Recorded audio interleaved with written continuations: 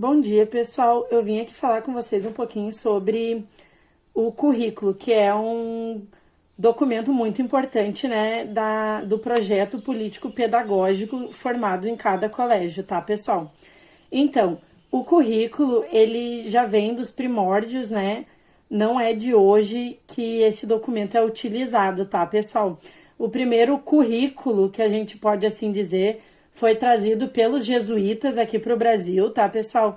E transformado no que a gente pode chamar de transplante cultural, tá, gente? Chamado de Ratio Studiorum, tá?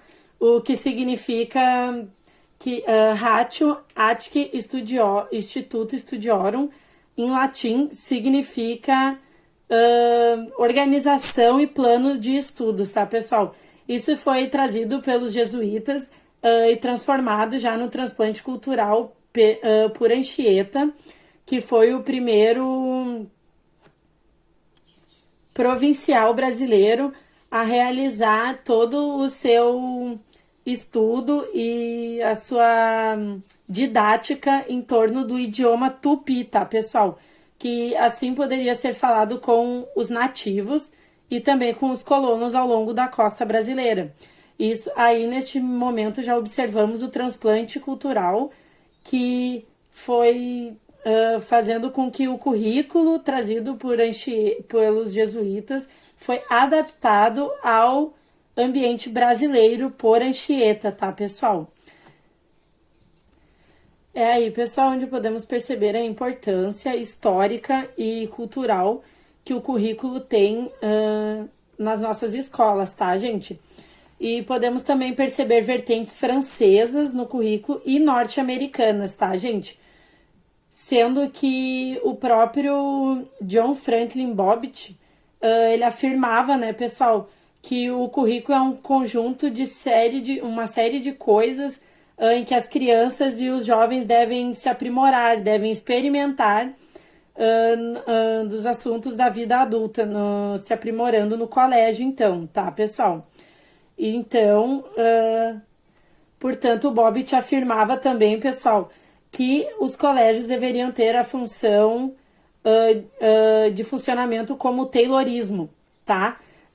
Que deveriam ser administrados como uma fábrica, então, em grande escala e produzindo em grande escala. Isso se chama uma administração científica, tá, pessoal?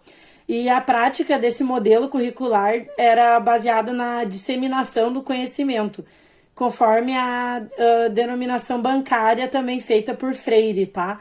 Que aqui o educador, ele deve ser o portador do conhecimento, então, e passar adiante aos seus alunos.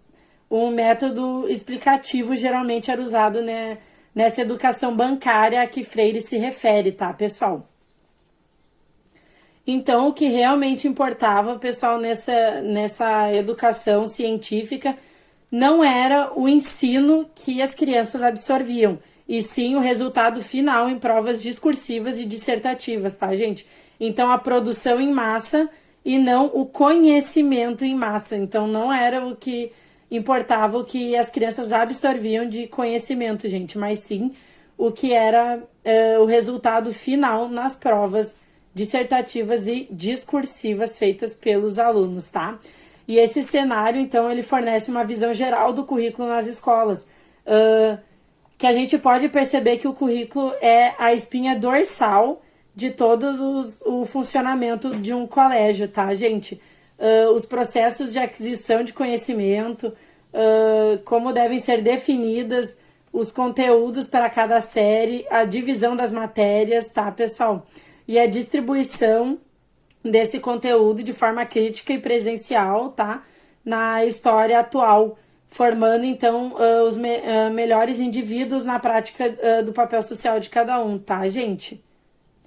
Ao longo desse tempo, então, desse período, pessoal, nós podemos perceber, né, que o currículo, ele deixou de ser somente um documento de organização para se tornar um documento em que englobe e compreende toda a sociedade ao seu redor, a comunidade ao redor. Então, vai englobando aí a cultura da comunidade, tá?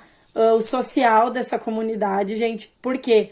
Porque o currículo ele tem que se adequar, pessoal, à comunidade ao seu redor para poder chegar melhor ao ensinamento às crianças e jovens ali daquela comunidade. Portanto, então, o currículo deve se adequar às práticas educacionais, tá? Conforme a língua do povo, a cultura daquele povo, certo?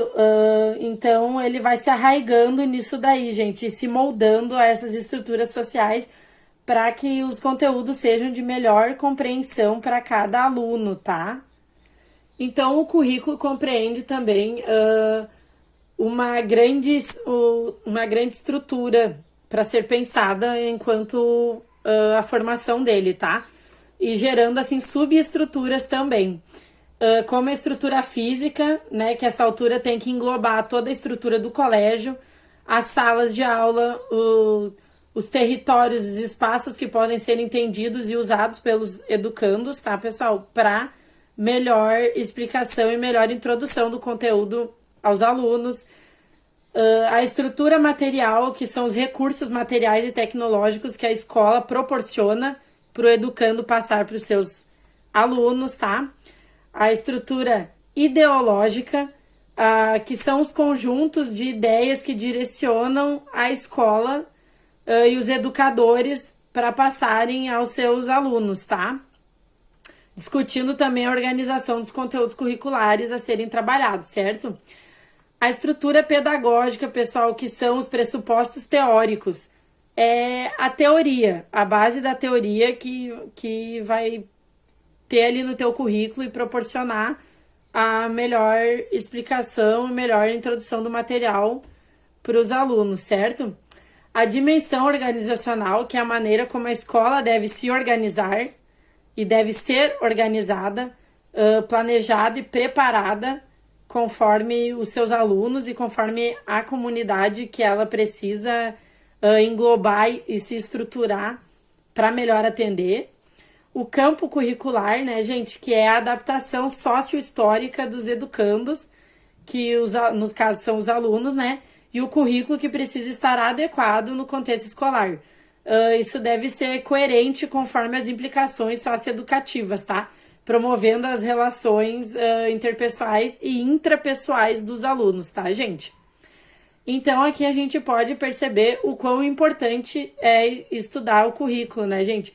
Porque o professor precisa estar inteiramente a par de todo o currículo escolar, de como que vai ser aplicados os conteúdos ali abordados, tá? E divididos, como foi feita essa divisão, tá, pessoal? E o professor precisa ser ativo neste ambiente de currículo, tá, pessoal? Não assim, não é a escola que elabora o currículo e passa para o professor. O professor precisa ajudar a elaborar esse currículo para ele saber o que ele vai estar passando para os seus alunos, o que ele vai estar ensinando. Ele precisa ter essa dimensão do que engloba ali no currículo e de tudo que o currículo faz parte no colégio, tá, pessoal? Dos ambientes escolares, dos assuntos que está sendo tratado ali, da temática sociocultural que vai ser aplicada, da política sociocultural, porque o currículo não é só um documento de divisão de matérias e conteúdos para aquele ano letivo, pessoal. O currículo é uma parte importante do PPP, que é o Projeto Político Pedagógico do Colégio. Então, o professor precisa estar a par desse currículo para que ele saiba aonde que ele está encaminhando o seu conteúdo e o seu conhecimento, para poder passar com veracidade e com bastante autoridade para os seus alunos aquele conhecimento ali, tá, pessoal? Então é isso, gente. A gente percebe a importância do currículo na formação dos alunos e na interação com os professores e no PPP, que é o projeto político-pedagógico em que o professor precisa ser inserido, precisa estar a par do que está acontecendo, tá? Para poder passar esse conhecimento para os seus alunos, o que é de extrema importância. Então, o currículo não é um mero documento que a escola possui, tá, pessoal? Ele é uma parte de extrema importância da escola, aonde tem ali todo o conteúdo do ano letivo, todas as políticas, as partes sociais, a cultura, a ideologia da escola, tá, gente? E eu agradeço por vocês estarem comigo aqui nessa aula no dia de hoje. E muito obrigada, pessoal. Um abraço para vocês. Até a próxima.